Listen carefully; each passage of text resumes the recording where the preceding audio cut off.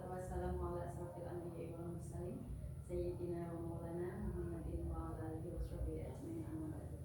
Yang kami hormati Kepala Sekolah Nurul Ulum, yang kami hormati rekan-rekan guru dari IDTKI Kecamatan Bawang.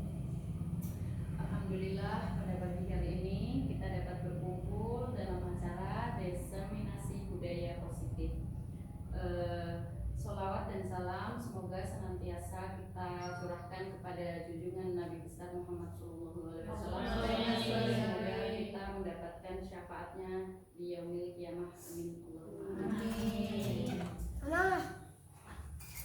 Ibu yang kami hormati, izinkan saya membacakan susunan acara yang akan kita laksanakan pada pagi hari ini. Susunan acara yang pertama yaitu pembukaan, acara yang kedua sambutan, yang ketiga acara inti, dan yang keempat penutup. Untuk mengawali acara pada pagi hari ini, marilah kita buka bersama dengan bacaan basmalah. Bismillahirrahmanirrahim. Terima kasih. Semoga dengan bacaan basmalah dapat memperlancar acara kita pada pagi hari ini. Acara yang kedua yaitu sambutan dari Kepala Sekolah TK Nurul Ulum. Kepada beliau Ibu Yanti kami persilakan.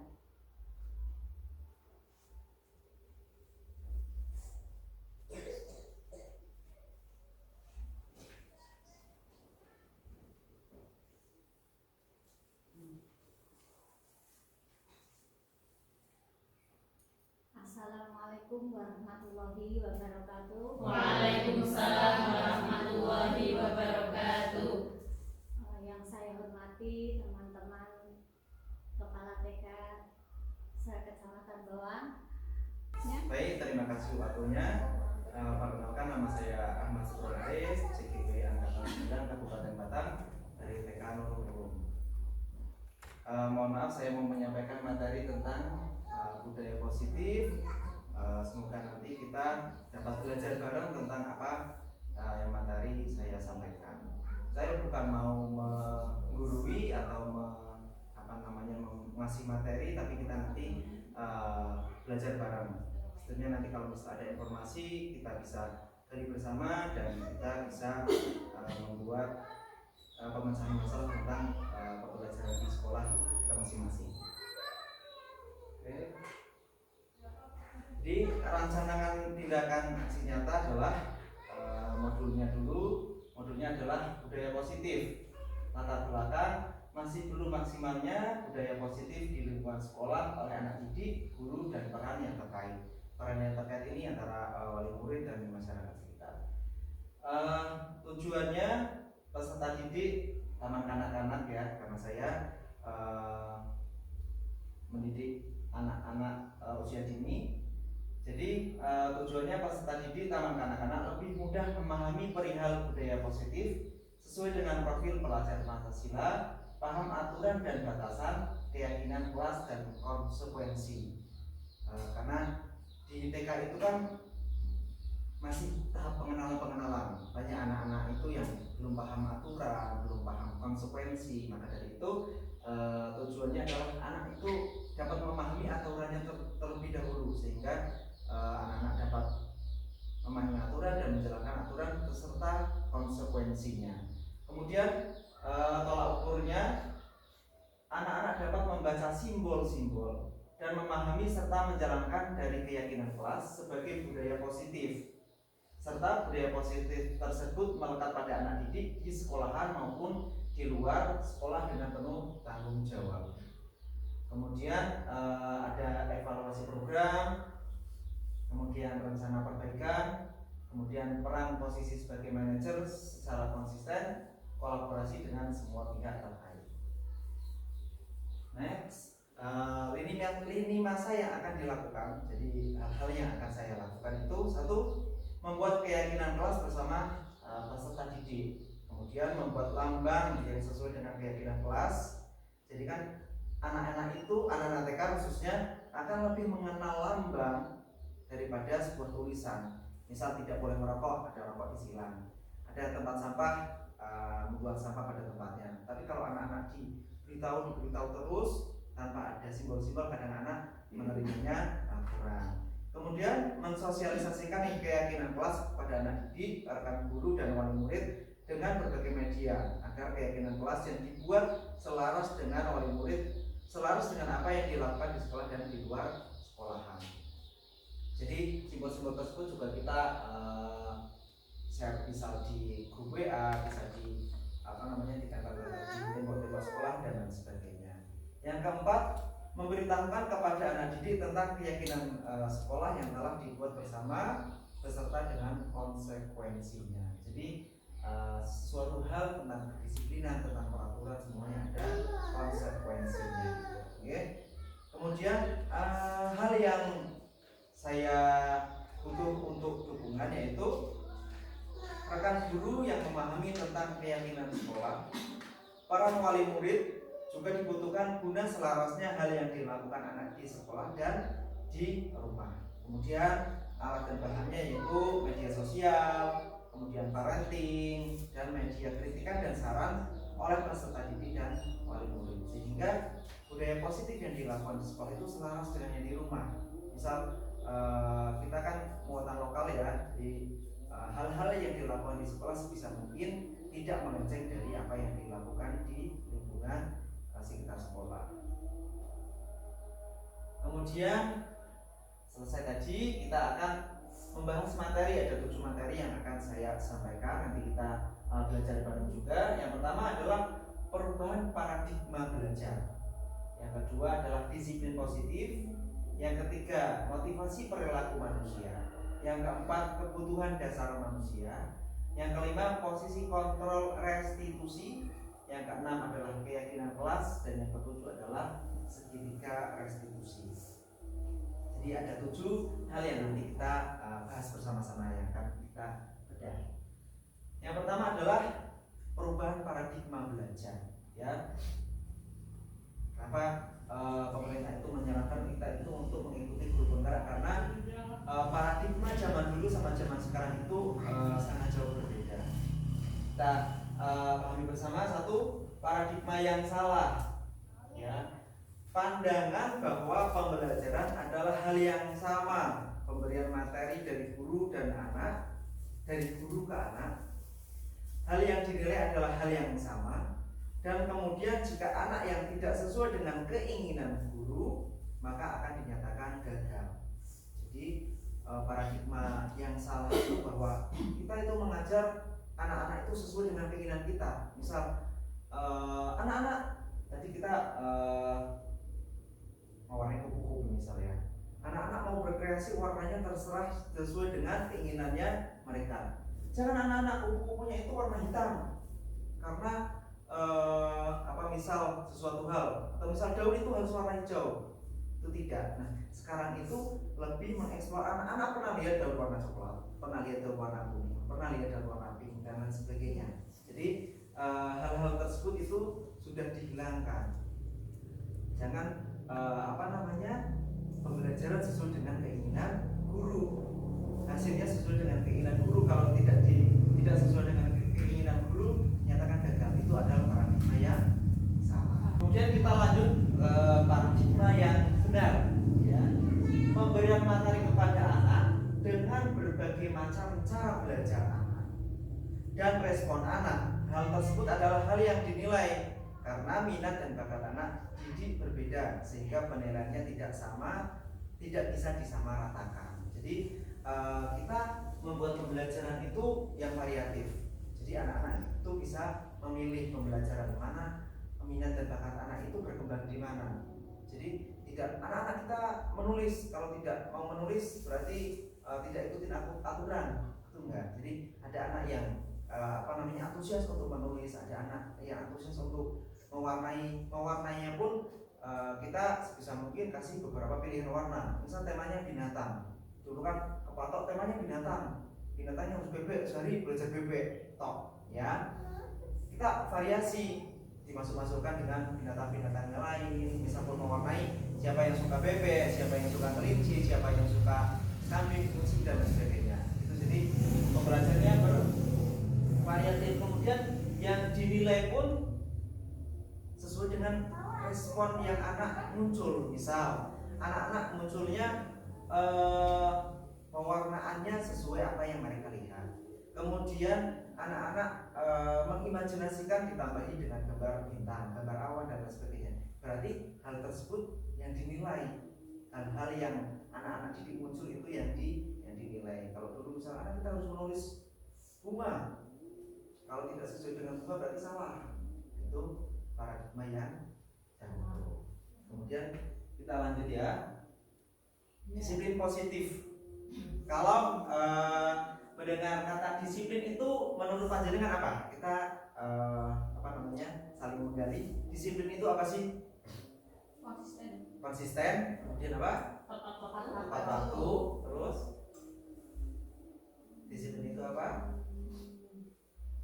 Ya, kita baca bersama-sama ya. Ketika mendengar kata disiplin, ya yang terbayang di benak Anda itu apa? Kebanyakan orang menghubungkan antara kata disiplin dengan tata tertib, teratur dan kepatuhan pada peraturan. Ya. Kata disiplin juga sering dihubungkan dengan hukuman, padahal itu sungguh jauh berbeda. Ya, disiplin itu tidak menghukum. Karena belajar tentang disiplin positif tidak harus sesuai dengan memberi hukuman. Jadi anak-anak kita itu mengajarkan kan kedisiplinan. Jika anak melanggar bagaimana, apakah dihukum? Nah itu mungkin paradigma zaman dulu. Paradigma zaman sekarang, kalau anak-anak itu salah, kita harus cari tahu dulu apa sih penyebabnya. Anak-anak itu salah itu penyebabnya itu apa? Kemudian setelah anak-anak tahu, kita tahu penyebabnya itu apa, respon anak terhadap kesalahannya tersebut itu apa? Ya, misal anak-anak menjatuhkan pensil satu toples. Nah, kenapa kamu menjatuhkan itu? Oh, tidak sengaja. Kita sudah tahu alasan itu tidak sengaja. Nah, kita cari tahu dulu respon anak itu setelah menjatuhkan bagaimana. Apakah dia langsung pergi? Apakah dia mengambil dulu? Nah, sebagai pendidik kita kan harus mendisiplinkan kan. Berarti kita harus mengajak anak untuk bertanggung jawab menata lagi pensilnya atau menata lagi mainannya dengan cara tidak menghukum. Nah, bahwa hukuman itu kan tidak melulu tentang hukuman fisik ya, jadi hukuman verbal dengan kata-kata, dengan fisik itu juga termasuk hukuman. Nah, kalau anak-anak tadi sudah bahwa menjatuhkan pensil dengan tidak sengaja, apa yang anak lakukan? Oh, mau menata mainannya, berarti itu sudah melakukan disiplin positif. Nah, sudah melakukan disiplin positif tanpa memberi hukuman, tanpa memberi reward. Wah, anak-anak sudah sekarang itu mulai dihapuskan antara pemberian reward dan hukuman. Jadi biar anak-anak itu lebih belajar hal-hal yang bermakna, tidak belajar tentang aku mau belajar apa yang dapat misal permen dari gurunya, atau misal aku mau belajar biar dapat ujian dan segala macam. Itu sekarang mulai dihapuskan. Nah, kenapa? Biar anak-anak itu belajar hal-hal yang bermakna tanpa ada hukuman dan tanpa ada reward. Ya, biar anak itu paham, oh aku itu belajar ya untuk belajar, untuk diriku sendiri, bukan untuk aku mendapatkan ujian, aku mendapatkan permen, aku mendapatkan ini.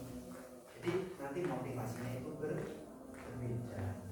Kemudian kita lanjut yang ketiga. Yang ketiga ini adalah motivasi perilaku manusia. Jadi ada 3 hal perilaku manusia yang dilakukan. Ya, 1. Hal yang dilakukan itu untuk menghindari ketidaknyamanan atau hukuman. Jadi aku terpasang mewarnai yang warna biru sing kalau pada kartu ini kalau nggak sama takut dimarahin. Atau misal aku harus pakai seragam yang sama biar tidak dimarahin gurunya. Nah, itu motivasinya udah berbeda. Jadi mereka itu menghindari hukuman. Jadi disiplin itu ya untuk disiplin aja, tidak untuk menghindari hukuman dan tidak untuk mendapatkan reward. toko sing kasih ben orang didapat ben tidak dihukum, itu motivasinya udah berbeda. Atau toko sing kasih ben nanti dapat Ujian. ujian. Nah itu motivasinya, disiplinnya udah berbeda. Jadi datang tepat waktu, kemudian mengerjakan tugas itu sesuai dengan disiplin positif, tidak sesuai dengan hukuman dan reward. Kemudian yang kedua, untuk mendapatkan imbalan atau penghargaan dari orang lain. Ini sama yang tadi hukuman, yang kedua adalah reward. Tadi ini udah dijelasin ya. Kemudian yang ketiga, untuk menjadi orang yang mereka inginkan dan menghargai diri sendiri dengan nilai-nilai yang mereka percaya. Oke, jadi ini adalah 3 motivasi kenapa manusia berperilaku. Dan kita juga masih sama ya. Sing nganu aben, nganu gitu misal, atau misal ikut guru penggerak aben orang seneni pengawas misal gitu. Itu motivasinya. Tapi dengan hal tersebut mungkin bisa mendatangkan kita disiplin positif. Oh ternyata setelah saya mengikuti, saya mendapatkan ilmu yang bermakna. Kadang seperti itu ya. Oke. Kita lanjut ya. Oke. Ini adalah 5 kebutuhan dasar manusia. Ya, ketika kita mendapatkan apa yang kita inginkan, ya sebetulnya saat itu kita sedang memenuhi 1 atau lebih dari kebutuhan dasar kita. Kalau kebutuhan dasar itu ada 5, yang pertama adalah untuk bertahan hidup, ya seperti rumah, makanan dan sebagainya kan untuk bertahan hidup ya. Kemudian yang kedua, kasih sayang dan diterima. Kita tidak cukup untuk hidup rokan, jadi butuh untuk disayang, untuk diterima ya. Dalam artian begini, kita diterima oleh masyarakat, anak-anak di sekolah juga diterima ya. Karena mohon maaf juga kebetulan di sekolah saya ada anak yang berkebutuhan khusus. Jadi ketika gurunya sudah menerima, ya gurunya menerima, anak-anak juga akan merasa nyaman belajar di situ. Kalau gurunya sudah tidak menerima, takutnya anak-anak tidak nyaman belajar di situ dan efeknya anak-anak yang lain atau masyarakat juga tidak menerima. Makanya supaya bertahan hidup kita juga butuh kasih sayang dan rasa diterima. Kemudian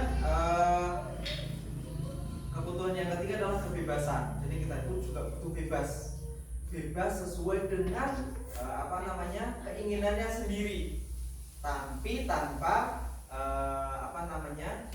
melanggar peraturan. Bebas tapi masih dalam peraturan, ya. Kemudian yang keempat adalah kebutuhan dasar kesenangan, senang ya, kita juga sudah paham. Kemudian yang terakhir adalah penguasaan atau power. Dan kita butuh penguasaan, menguasai. Kita kan juga menguasai kelas. Jadi bagaimana kita mengatur kelas, bagaimana kita mengatur apalagi kita yang kepala sekolah mengatur sekolahan juga gitu ya, dari gurunya, dari muridnya, dari wali murid juga karena kita di TK. Jadi keterkaitan dengan wali murid itu sangat erat. Kemudian ketika seseorang murid melakukan suatu perbuatan yang bertentangan dengan nilai-nilai kebajikan atau melanggar peraturan, hal itu sebenarnya karena mereka gagal memenuhi kebutuhan dasar mereka. Seperti tadi misal rasa kasih sayang, anak-anak sudah tidak diterima oleh gurunya, tidak diterima oleh teman-temannya, maka mereka akan merasa gagal ya. Kemudian kesenangannya pun, kesenangan, kebebasan, anak-anak itu mau misal kayak mau bermain balok, Anda paksa untuk mewarnai, atau misal lagi pengen anak itu mewarnai warna biru, berbahasa warna ungu, itu gagal pemenuhan kebutuhan dasar anak tersebut. Jadi tidak bebas, tidak senang, kemudian tidak merasa diterima dan tidak merasa dikasih sayang. Lanjut ya. Posisi kontrol restitusi. Sebelum itu, apa sih restitusi?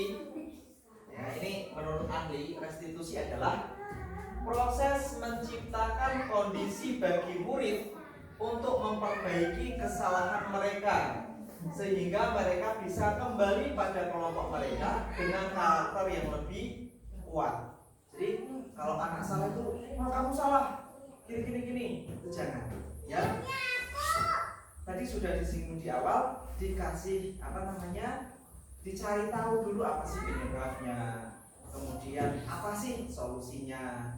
Jadi ketika anak sudah menyelesaikan permasalahan tersebut, anak-anak lebih kuat dalam karakter. Nah, ini adalah 5 posisi kontrol restitusi. Coba saya mau tanya kepada teman-teman, kalau antara 5 ini 1, 2, 3, 4, 5 sebagai guru, kontrol restitusinya itu yang paling bagus yang mana?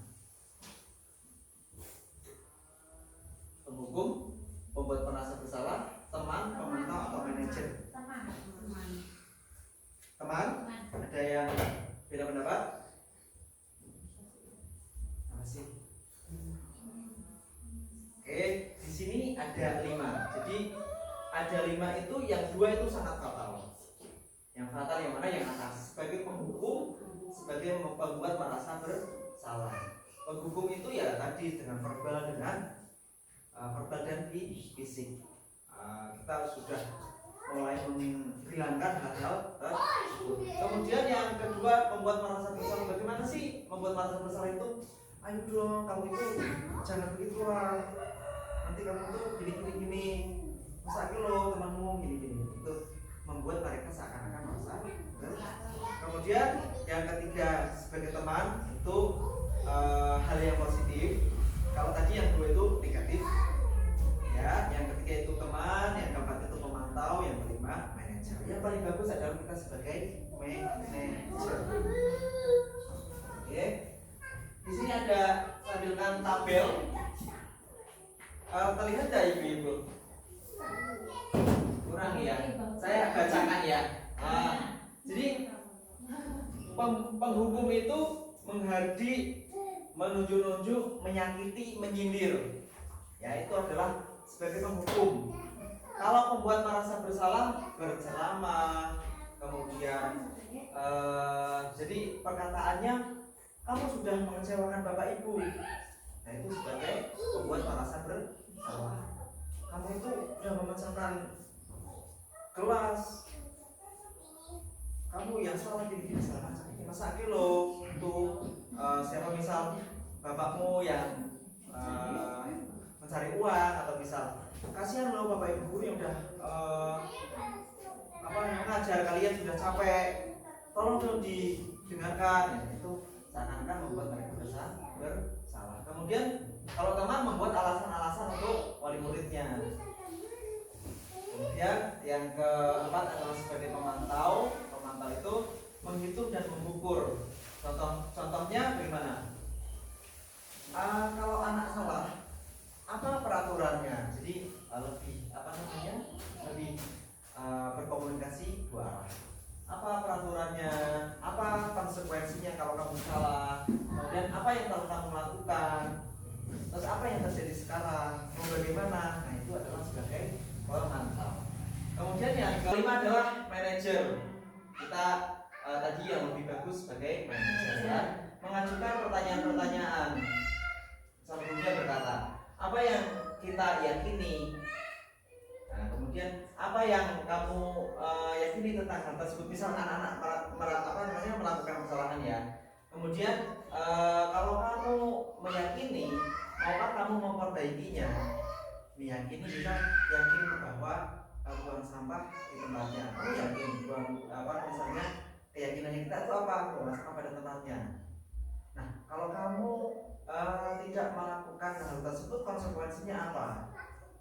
Konsekuensinya misal lingkungan kita menjadi kotor. Nah, untuk memperbaiki hal tersebut, apa sih yang kamu mau lakukan?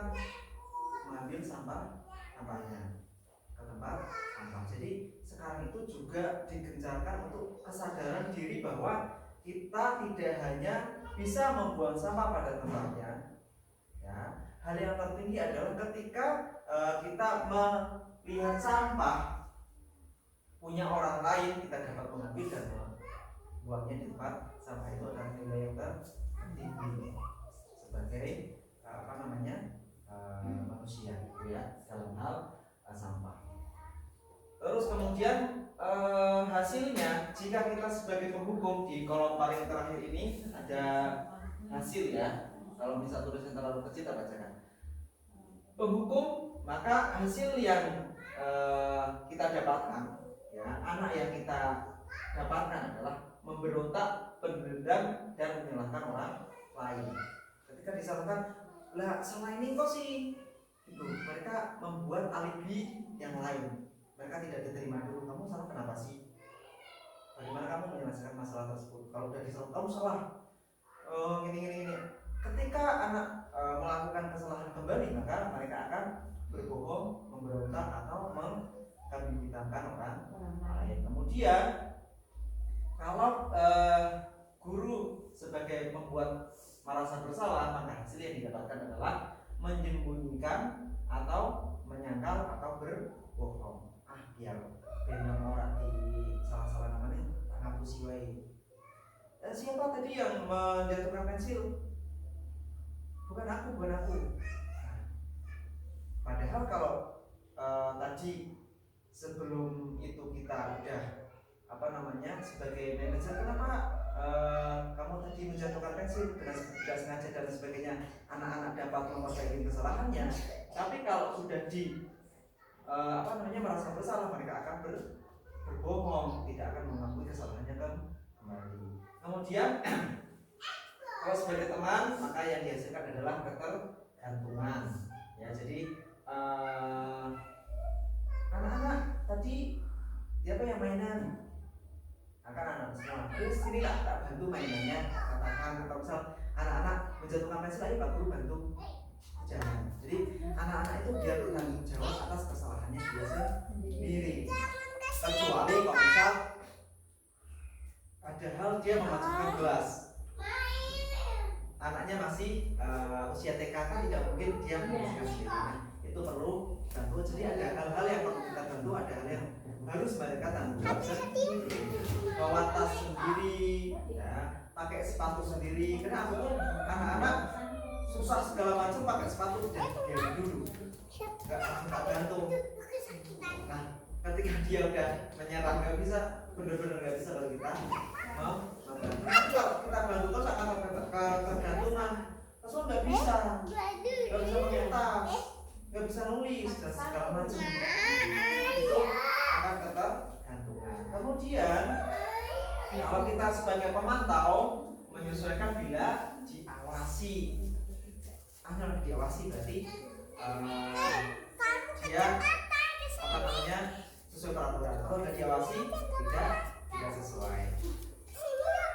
Kemudian yang paling bagus adalah sebagai manajer, kita cari tahu dulu penyebabnya, respon anak bagaimana dia akan memperbaiki kesalahannya. Maka yang akan kita dapat hasilnya adalah membuatkan watak atau berkarakter. Mereka akan berkarakter dengan sendirinya. Oke, kita sudah belajar tentang 5 kontrol restitusi, ya. Semoga kita dapat mengambil peran manajer secara konsisten, ya. Dan untuk hal-hal yang sebagai yang lain-lain yang bisa masih ada di dalam diri kita, ya. Semoga perlahan akan muncul. Kemudian yang keenam adalah keyakinan kelas atau keyakinan sekolah. Keyakinan, kalau zaman dulu itu peraturan itu kan dibuat guru. Iya. Aturannya tidak boleh. Ya. Kalau sekarang itu keyakinan. Jadi dibuat di mana? Dibuat bersama anak-anak. Apa sih yang mau kita yakini tentang kelas kita? Misal Kalau zaman dulu tidak boleh buang sampah sembarangan. Nah, terus tidak boleh datang terlambat. Pakaiannya tidak boleh berantakan, tidak boleh beda, tidak boleh kabeh. Ya, tapi kalau sekarang dibuat dengan kata-kata yang lebih positif. Bagaimana kalau tidak boleh datang terlambat? Kata yang lebih positif berarti datanglah tepat waktu. Tidak boleh buang sampah sembarangan. Pada tempatnya. Kata-katanya positif, kata-katanya mengajak. Bukan tidak boleh. Jadi kata-katanya seperti itu. Kemudian yang ketiga, karena kita di anak usia dini, jadi membuat simbol-simbol yang sesuai dengan peraturannya dan bersosialisasi. Sosialisasi itu menyampaikan kepada anak, menyampaikan kepada rekan guru, menyampaikan kepada wali murid lewat parenting atau lewat media sosial juga boleh. Yang selanjutnya adalah membuat konsekuensi. Konsekuensi itu setiap satu keyakinan itu konsekuensinya satu. Jika keyakinannya dilanggar, nanti anak-anak akan mendapatkan konsekuensi. Konsekuensinya apa? Sesuai dengan yang kita buat bersama-sama. Misal di pembelajaran olahraga, anak-anak telat datang ke lapangan. Kalau jenengan memberikan anak suruh lari lapangan 1 kali, itu konsekuensi apa hukuman? Hukuman. Itu adalah konsekuensi, ya, karena dia datang terlambat di jam olahraga. Kemungkinan kan teman-teman sudah pemanasan. Jadi konsekuensinya kamu lari lapangan 1 kali. Nah, lari lapangan 10 kali, 100 kali itu hukuman, ya, tidak konteksnya. Kemudian sekarang itu kan kadang seragam harus sama, kaos kaki harus sama, segala macam harus sama. Kadang anak-anak baju libas saya nggak mau karena nggak sama-sama temannya, ya. Nah, apa yang akan guru lakukan kalau anak datang ke sekolah dengan seragam yang berbeda? Apakah disuruh pulang, nunggu seragamnya kering, atau segala macam? Enggak. Diterima dulu. Apakah itu mengganggu pelajaran? Saya rasa tidak. Ya. Seragam berbeda. Apalagi kita di pendidikan anak usia dini itu sebenarnya kalau seragam pakai baju bebas pun it's okay, ya, nggak ada peraturan yang mengharuskan kamu pakai seragam. Cuma memang kita kadang biar anak-anak lebih lihat seragam itu sama di mata kita. Karena kan kalau nggak di seragam mungkin ada yang pakai baju Balenciaga, baju Gucci, sepatunya ini gitu kan ya.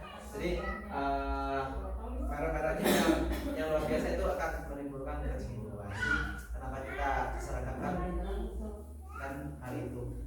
Tapi tidak boleh ketika sudah menentukan seragam, ketika anak datang dengan seragam yang berbeda dengan alasan yang tepat, ya tidak boleh dihukum, kecuali memang sengaja hari Senin dia pakai baju olahraga. Alasannya kenapa ya? Ya pengen aja, itu tidak boleh. Itu hal yang melanggar. Tapi kalau misal hari Senin kok dia pakai olahraga karena baju Saya pernah itu Pak. Itu Nah, saya tanya, anaknya jawabnya masih di laundry. itu kan dengan alasan-alasan yang konkret, bukan karena aku nggak mau, bukan karena ya aku senang aja, itu tidak boleh, ya. Itu memang karena anakku juga sama. Kenapa kok kamu pakai olahraga lah? Ngomong itu misalnya, it's okay, gak ganggu pembelajaran gitu loh. Nggak apa-apa.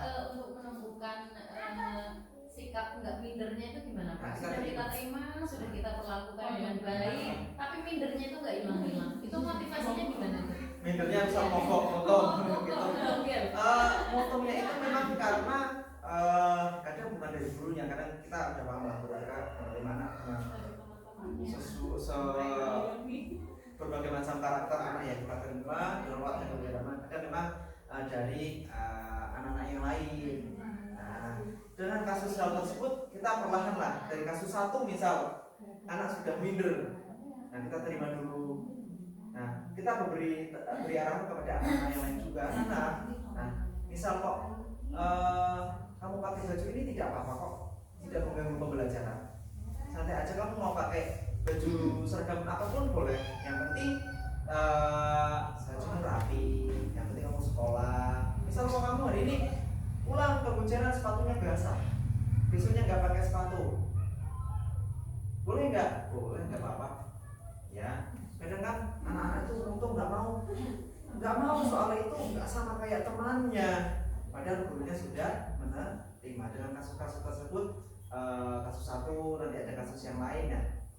Kalau anak-anak sudah menerima semua, anak tersebut yang minder, semoga tidak minder lagi. Kemudian yang terakhir adalah segitiga restitusi. Restitusi itu tadi apa? Apa restitusi? Apa ya? Ulangan ya. Restitusi adalah proses menciptakan kondisi bagi murid untuk memperbaiki kesalahan mereka sehingga mereka bisa kembali pada kelompok mereka dengan karakter yang lebih kuat. Pokoknya jangan nyalah-nyalah kayak gitulah. Kita restitusi itu memperbaiki kesalahan mereka, mencari tahu kesalahannya dan bagaimana mereka mencari solusi atas kesalahan mereka. Nah, segitiga restitusi yang pasti ada tiga hal yang kita harus lakukan. Yang pertama adalah menanyakan keyakinan. Bisa anak sudah berbuat kesalahan, kita gali dulu keyakinannya apa. Ya, keyakinannya kita kan tadi buanglah sampah pada tempatnya. Ketika anak buang sampah sembarangan, mana sini kita udah tahu kan keyakinan kita itu apa. Anak tahu buang sampah pada tempatnya. Nah, kemudian menstabilkan identitas. Jadi menstabilkan identitas itu biar anak itu tidak merasa bersalah, tidak merasa bahwa aku adalah satu-satunya orang yang bersalah gitu loh. Nah, kita menstabilkan identitas agar anak itu tidak merasa paling salah sendiri. Jadi setiap orang pasti pernah melakukan kesalahan karena semua orang itu punya salah. Nah, kamu bukan satu-satunya orang yang pernah melakukan ini, ya. Jadi gak kamu tok kok. Kemudian setelah itu validasi tindakan yang salah. Nah, kamu pasti punya alasan kan kenapa kamu melakukan kesalahan? Iya. Nah, soalnya sepatu ini kemarin kena udan, ya. Mau bagaimana lagi? Kemudian setelah kamu tahu bahwa kamu itu salah, tidak sesuai dengan keyakinan kita, apa sih yang kamu mau lakukan untuk memperbaiki kesalahan tersebut? Ya, mungkin nanti sepatunya tak keringkan untuk dipakai, atau misal mengambil sampahnya kemudian menaruhnya di tempat yang tepat. Nah, jadi jangan dijudge dulu, jangan dihukum dulu ketika anak melakukan kesalahan. Apalagi kita di PAUD. Apakah kalau anak melakukan kesalahan mereka tahu bahwa dia salah? Tidak. Ya. Dan dengan hal itu kita sadar bahwa, nah kenapa sih kamu kayak gitu? Nah, Pak soalnya apa misal tadi ya sepatunya basah, kalau bisa basah. Nah, soal kemarin bulannya kehujanan. Oh, itu tidak apa-apa. Jadi kalau misal kehujanan sepatunya basah, nah terus kalau sekarang kamu tidak pakai sepatu, mau pakai apa? Pakai sandal misalnya, pakai sandal, oke. Tapi setelah itu, apakah besok kamu mau melakukan kesalahannya lagi? Mesti dia bilang tidak, karena dia sudah tahu keyakinannya.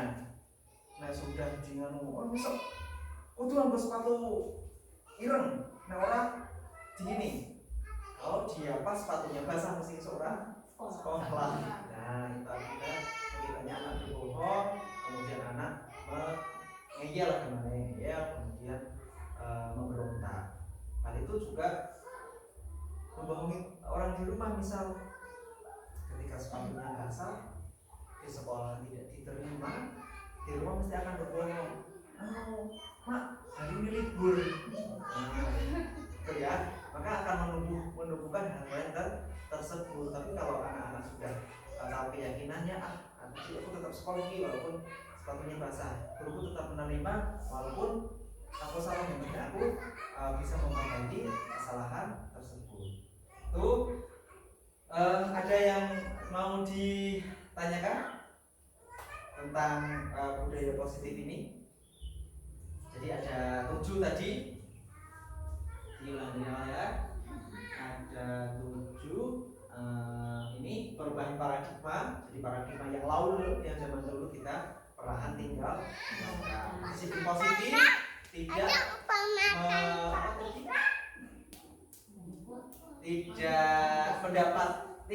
mendapatkan reward atau hukuman. Kemudian motivasi perilaku manusia juga sama ya, tidak berperilakulah tanpa mendapatkan reward atau menghindari hukuman. Kemudian tadi ada kebutuhan dasar manusia ada berapa? 5. Bertahan hidup, kasih sayang, kebebasan, penguasaan, sama apa tadi? Sama kesenangan ya. Itu ada 5. Kemudian posisi kontrol restitusi. Ya, restitusi itu pokoknya tidak mengejek anak lah. Kita sebagai manajer. Kemudian keyakinan kelas tadi dibuat dari peraturan kelas yang dibikin bersama, kata-katanya yang lebih positif. Kemudian yang ke-7 segitiga restitusi itu tadi menanyakan keyakinannya, menstabilkan identitas dan memvalidasi tindakan yang salah. Maksudnya mencari tahu dulu penyebabnya, kemudian menenangkan anaknya, kemudian mencari tahu solusinya. Oke, terima kasih. Itu tadi ya, panjang lebar sebenarnya yang dapat saya sampaikan. Banyak tutur kata yang kurang berkenan di hati panjenengan, saya mohon maaf. Kemudian jika ada hal yang bermanfaat semoga kita dapat menerapkan di kehidupan sehari-hari di sekolah maupun di kehidupan sehari-hari. Itu yang dapat saya sampaikan. Terima kasih. Wassalamualaikum warahmatullahi wabarakatuh. Waalaikumsalam warahmatullahi wabarakatuh.